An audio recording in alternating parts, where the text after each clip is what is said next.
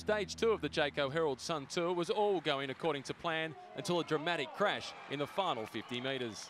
A breakaway group of 3 was established 40 kilometres into the 114k stage and included the first yellow jersey holder Will Clark, Tour de France stage winner Tyler Farrar and Britain's Michael Cumming.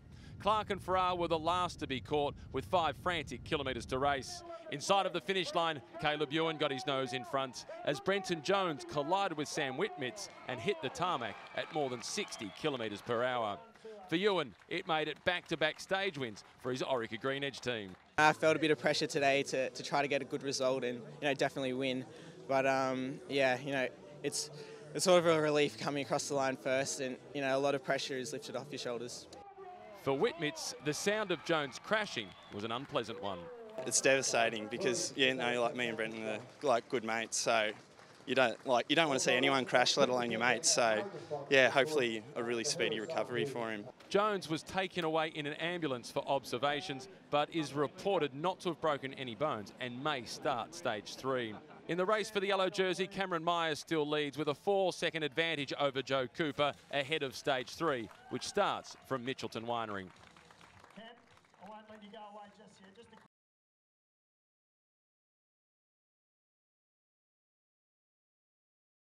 Yeah, I think with about 10k's to go, all the lead-out trains started to go to the front, and we sort of waited a bit and sat back and watched it all happening and stayed on the right-hand side of the road. And then, when everyone started to die down a little bit, maybe a k before the corner, we just went to the front and drilled it really. And we were getting challenged coming down the back straight here, but our guys were still pretty fresh, so we hit out into the last corner, and then I came around in good position and then won from there.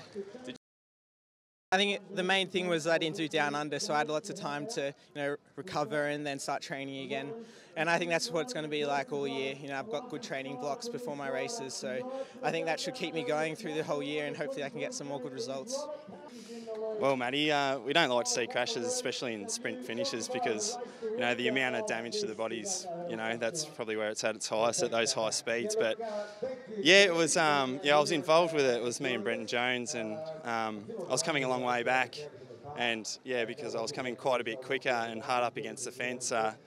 Brendan was slowly dying towards the line and started to move into the line, but by the time I got through, it was too late, and I think he actually clipped his handlebars on my knee as it was coming up, which flipped him. So yeah, it's devastating because like me and Brenton are like good mates, so you don't want to see anyone crash, let alone your mates. So yeah, hopefully a really speedy recovery for him.